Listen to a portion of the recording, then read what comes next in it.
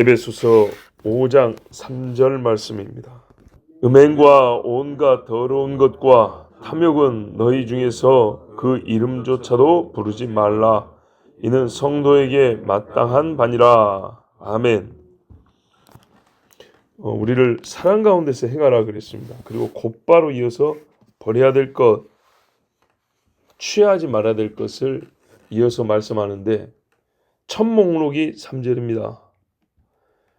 그렇다면 사랑 가운데서 행하라가 용서를 우리가 이 앞의 말씀과 연결해 봤지만 용서하는 것만이 사랑으로 행하는 건 아니죠. 그렇죠? 더 넓죠. 사랑으로 행하는 거는. 용서 외에도 이제 하는 것이 아니라 안 해야 될 것이 있는데 그게 뭐냐면 음행, 더러운 것, 탐욕 이런 것은 사랑으로 행하는 자가 안 해야 될 것입니다. 사랑으로 행한다면 용서는 잘할 것이고 사랑으로 사는 사람은 탐욕을 가지거나 음행을 하거나 이러면 사랑으로 행하는 것이 아닌 겁니다. 이거는 버리고 이쪽은 취하고 이게 사랑 가운데서 행하는 겁니다. 근데 버릴 게 더 많죠. 우리가 본시 이것들을 갖고 있는 게 많아가지고 이제 그리스도의 사랑을 살려면 버릴 게 참 많아요. 그 중에 음행 이거는요 사랑의 행위하고 가장 유사하게 보여요. 그러나 실상 가장 반대되는 행위가 음행입니다.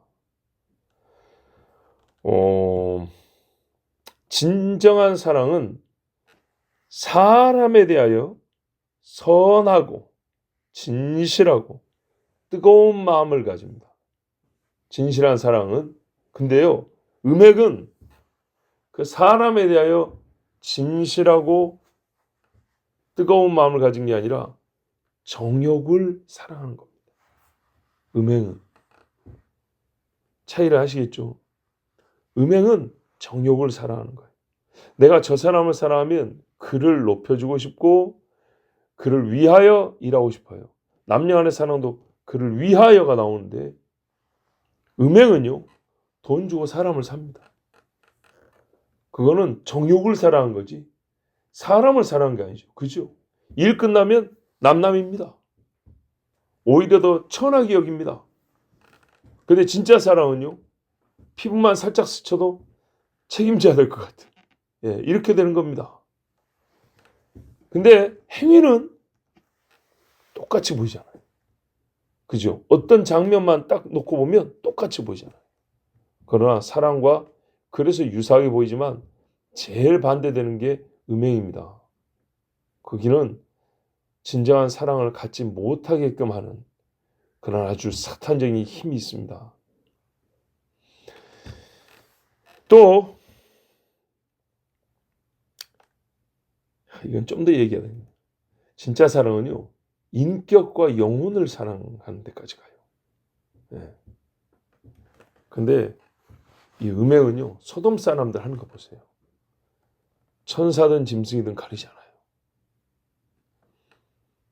두 번째, 온갖 더러운 것. 참 넓은 말이죠. 온갖. 그 더러운 게 한두 가지란 말이 한두 가지가 아니기 때문에 굉장히 넓어서 오히려 추상적이고 좀 뭐랄까요? 그냥 평범하게 느껴지는 말이 될 수도 있어요. 그래서 어떤 번역은 모든 불결함이라고 그랬어요. 그러니까 조금 더 좀 뭐가 와닿죠. 예. 좀 느낌이 좀 강하죠. 그러니까 거룩함과 반대되는 행위들을 얘기하는 겁니다. 하나님이 성경에 가증하다는 것들. 대표적으로 우상숭배가 떠오르죠. 근데 우상숭배는 보통 독립적으로 그냥 우상숭배 이렇게 하는데 여기는 요 음행하고 탐욕 사이에 있단 말이죠. 그러니까 우리 일상생활에서 일어나는 육체의 정욕을 채우기 위하여 하는 모든 일들. 뭐 사기하고 공갈하고 그죠? 꾀부리고 남 모함하고 시기하고 자기 자랑하고 이런 것들 있죠. 과시하고 이런 것들을 총망라해서 하는 이야기입니다.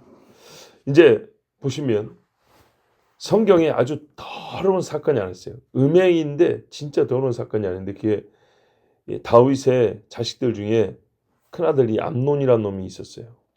근데 얘가 압살롬 이제 셋째 아들이란 말이에요. 동생이 하나 있어요. 엄마가 다 달라요. 이복누이예요. 다말이라고. 예쁘다 그랬죠. 예쁘다 뜻이고 굉장히 예뻤어요. 근데 이 다말을 어떻게 해요? 처음에는 사랑했다 그랬어요. 예. 근데 그 안에 이 사람은 못된 사람이라 그 사랑을 취하는 방식을 보면 역시 악한 본성에 있어서 금세 나중에 버려버리죠. 그런데 그 과정을 보세요.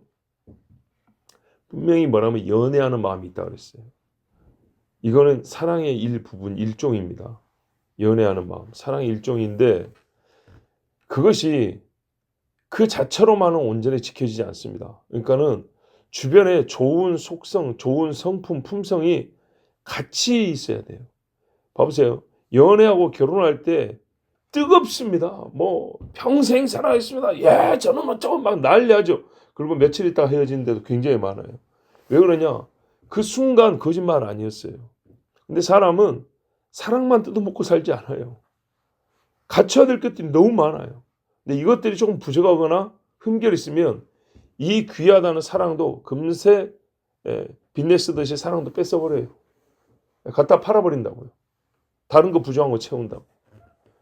그래서 우리 사람의 이 내면의 인격도요. 다방면에 건강해야 돼요. 균형 잡히게 건강해야 된다고요. 우리 신앙도 그러잖아요. 여러 방면을 어떻게 한다고요? 커야 한다. 커. 근데 큰데 삐뚤빼뚤하면 굴러가질 않으니 둥그래야 한다. 균형 잡혀야 한다. 제가 이 생각을 20살 때 했어요. 20살 때. 예. 어떤 계기인지는 정확히 기억이 안 나는데 하여튼 저도 말씀을 듣는 중에 이게 떠오른 것 같아요. 그래서 그때 정리를 했어요.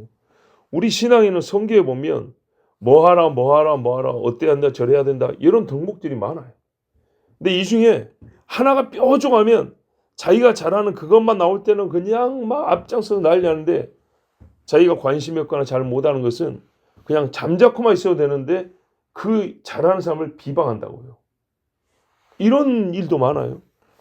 그래서 헌신도 커야 되지만 다른 사람을 나보다 낫게 여기는 겸손도 커야 하고 예, 열정도 있어야 되지만 때로는 절제도 해야 하고 이 모든 성경에서 말씀하는 의를 추구하면서도 인자함과 사랑도 있어야 하고 그죠?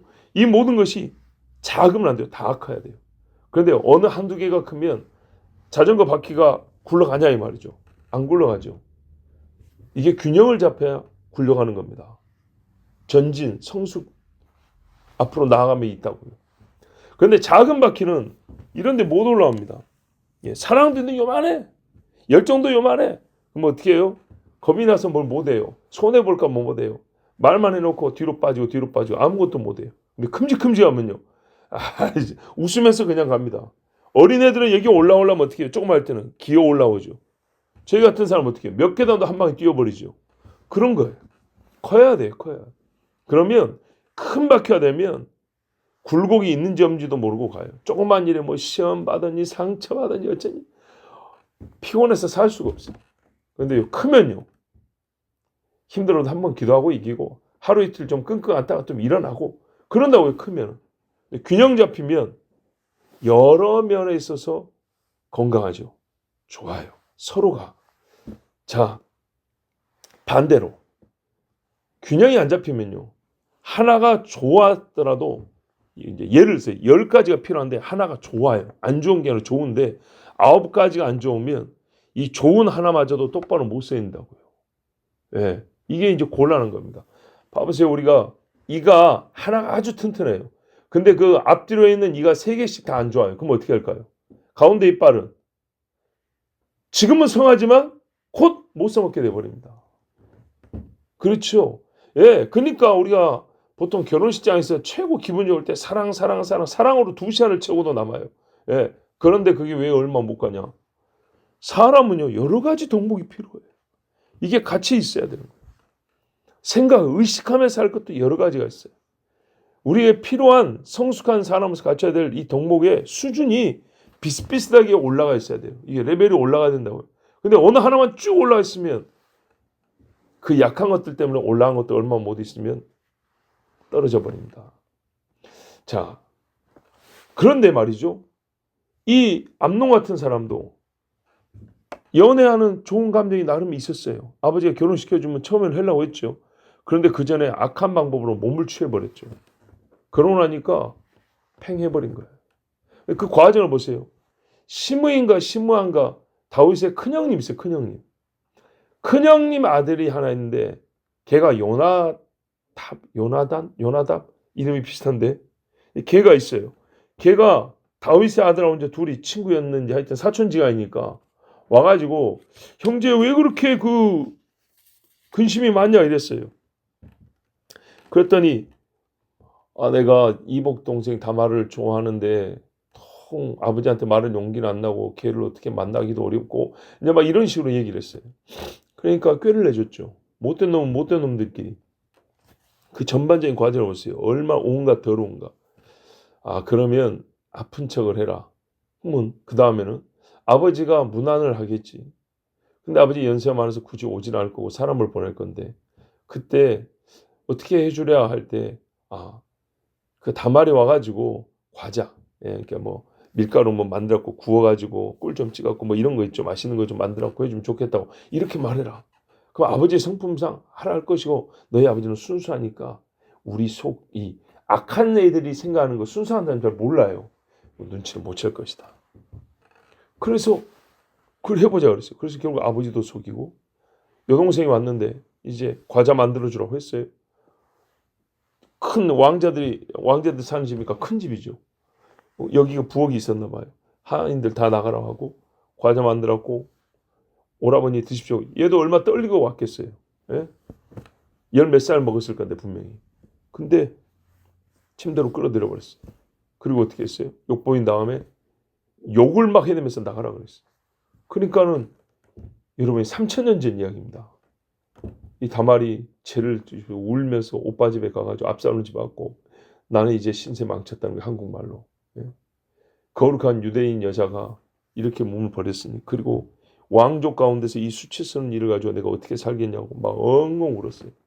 오빠 압살롬이 화가 나가지고 나라도 그랬겠어요. 죽여버린다 그랬어요. 자 여러분 그리고 그 다음에 일어난 또 압살롬이 한 일도 봐보세요. 좋은 거 하나도 없죠. 온갖 더러운 것들. 이런 식으로 일어나는 우리 일상의 생활.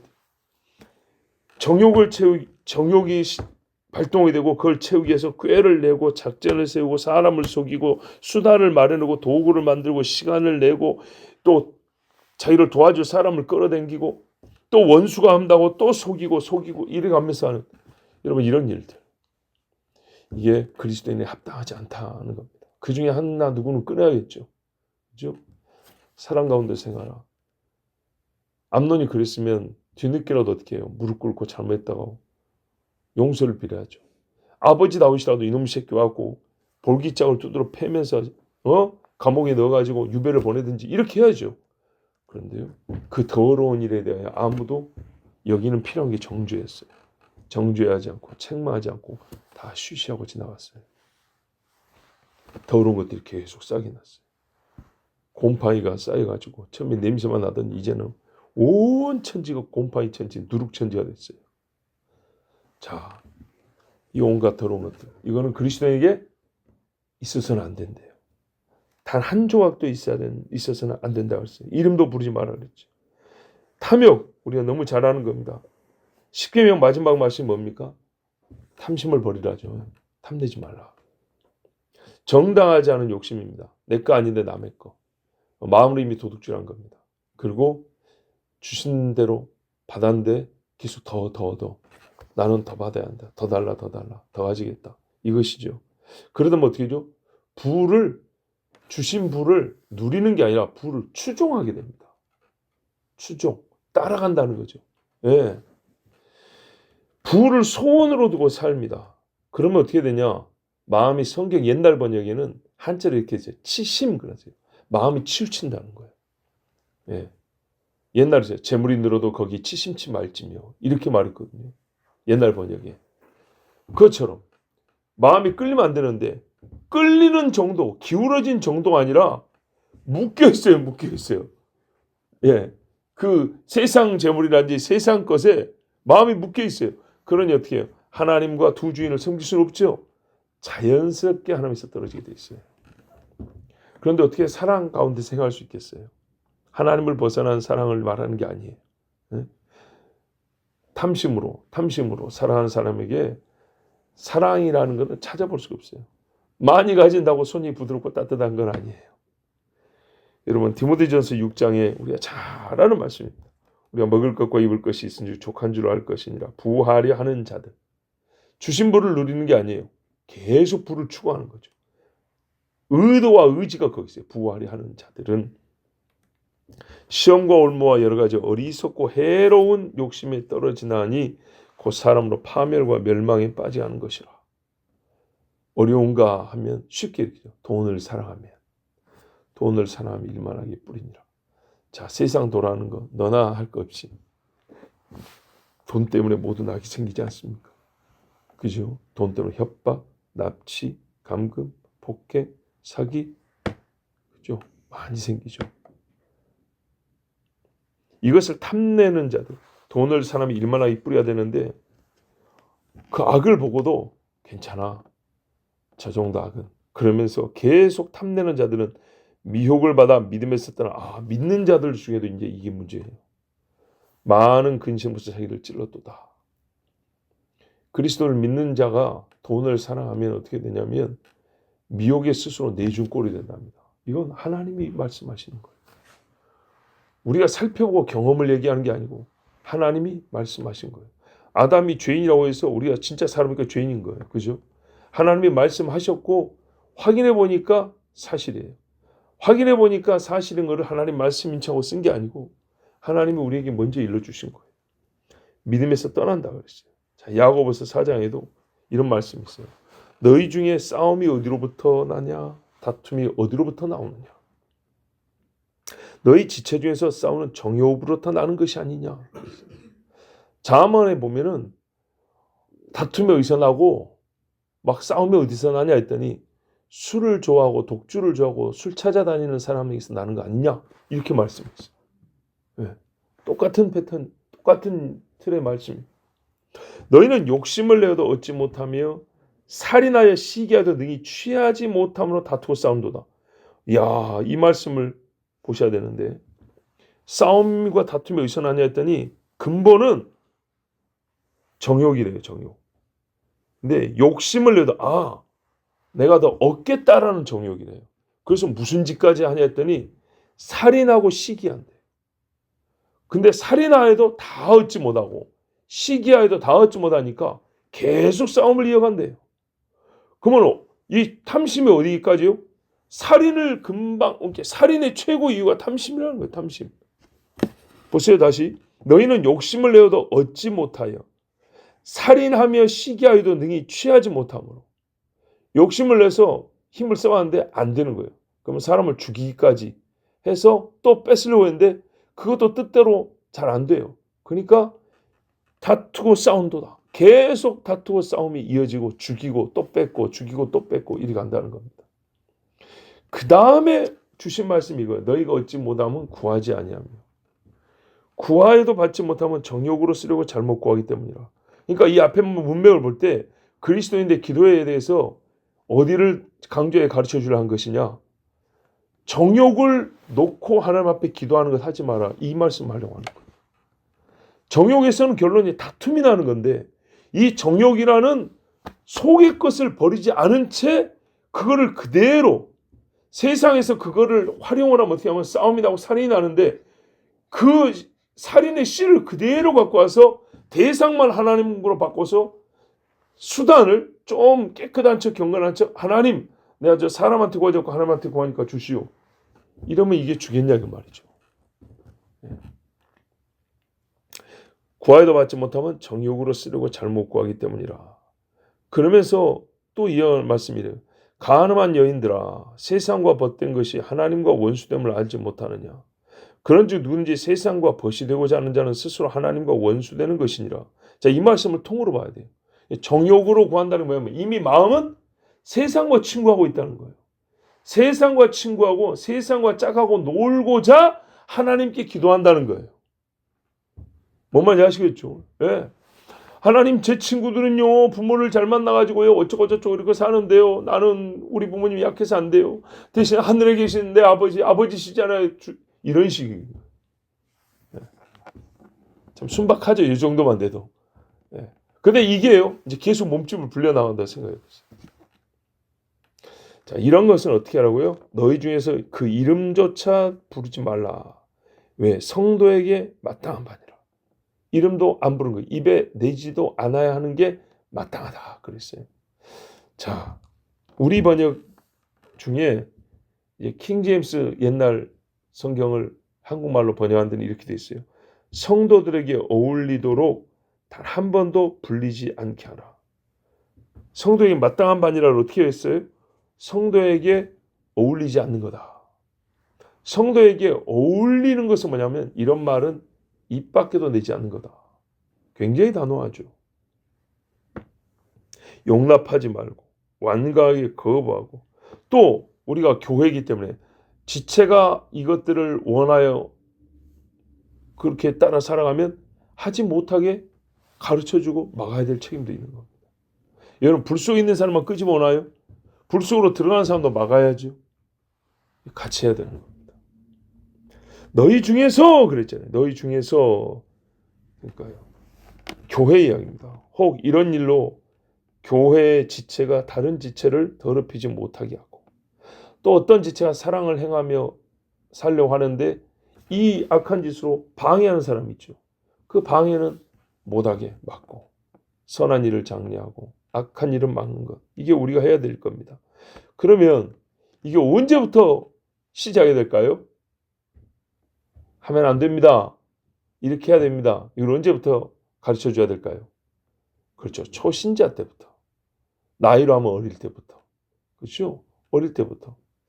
제가 아주 흥미로운 이야기를 들었어요.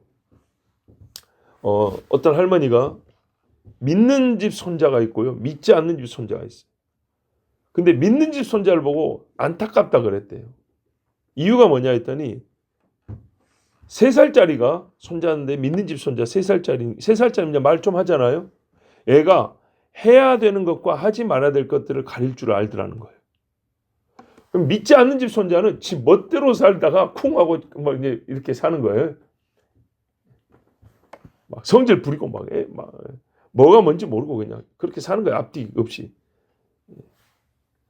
3살짜리 때 산다 그러니까 좀 어색하긴 한데 하여튼 이제 그래요. 근데 할머니가 보기에 저 조그마한 것이 벌써 할 것과 하지 말아야 할 것을 가리는 게 나는 마음이 아프다. 그냥 저렇게 내버려 두고 지 마음대로 하고 싶은 대로 하게 크게 그랬으면 좋겠다. 이런 거예요. 이런 이해가 되긴데요. 어린애가 너무 어른스러우면 그것도 좀 이상하죠. 근데 이제 그 정도는 아니에요. 그 정도는 아닌데. 그래서 제가 그 어른한테 뭐 제가 말씀드릴 기회는 없지만은 우리가 이제 그리스도인들로서 한번 생각을 해보자고요. 3살짜리 애가 옳고 그름을 3살 수준에서 가리는 게 딱한 일인가요? 여러분, 옛적에 예수님을 모르는 사람들도 어떤 속담을 가지고 살았냐면 3살 버릇 여든 간다 그랬어요. 그럼 봐보세요. 요 버릇이 언제까지 간다고요? 여든까지 간다고요. 뭐가 더 낫죠? 가리고 사는 게 낫죠. 그리고 3살 되면 그만큼을 할 수 있다는 얘기예요. 할 수 있는 걸 오히려 부모가 신경 쓰지 않고 방관함으로 말미암아 그 좋은 것은 능력을 개발하지 못하고 악한 것만 계속 키워준 거, 그것이 오히려 딱한 일이죠. 뭐 3살짜리한테 근다고 우리가 뭐 얼마나 대단한 시시비비를 가리는 능력을 요구하겠어요? 그러지 않아요. 애기 수준에서, 그죠? 나눠 먹자, 친구들 때리지 마라, 어른들 말씀하면 예라고 하는 거야, 존댓말 해야, 뭐 이 정도죠. 자, 우리가 처음부터 가르쳐줘야 한다. 그러나 어떻게 해요? 초신자는 어린이에게 말하듯이 그렇게 가르쳐줘야 합니다. 어린이에게. 우리 갓난 애기들 키울 때 가르치는 것처럼. 이제 우리는 어떻게 해야 되죠? 성도에게 마땅한 바는 이름도 부르지 말아야 그랬죠. 음행을 품고 지체를 대하지 말아야 합니다. 성경에 보니까 자매를 대할 때는, 교회 젊은 여자를 대할 때는 친자매에게 하듯이 할 것이요 그랬어요. 나이든 여인에게는 내 어머니에게 하듯이 할 것이요 그랬어요. 상호 음행의 일이나 마음이 일어나게 하는 말을 안 해야 합니다. 뜻하지 않아도 떠오르는 경우가 있긴 있어요. 그렇지만 일부러 술자리에서 음담패설 하듯이 그 아줌마들끼리 모여가지고 막 이렇게 좀 음행에 해당하는 이야기들 잘 하죠. 뭐 아저씨도 잘 하듯이 교회에서 그렇게 하면 안 됩니다. 더러운 것이 생각나게 하는 행위를 서로 조심하게 하고 금해야 합니다. 탐욕은 아까 우리 말씀드린 굉장히 위험한 건데 위험하게 안 보이지만 참 오래된 만성적인 위험인데 탐욕을 품은 채 거룩한 일을 하겠다고 손을 뻗으면 그 거룩한 일이 탐욕에서 더럽혀지는 일이 많습니다. 탐욕도 하나님 앞에 자주 기도하고 절제할 수 있도록. 왜냐하면 이 세상에 갈수록 그런 것들을 요구하잖아요. 세상의 지표로 볼 때는 그리스도인들 참 답답하게 보이죠. 그래서 그 사람들 보기에 어느 정도 좀 통하는 사람처럼 보이려고 하다 보면 이런 것들을 따라가 미혹을 당하게 됩니다. 오늘 이제 3절 보고 또 이 뒤에 있어 말씀 보면 아까 더러운 것을 우상 숭배를 굳이 언급하지 않은 5절에 보면 또 나오거든요. 우상 숭배가.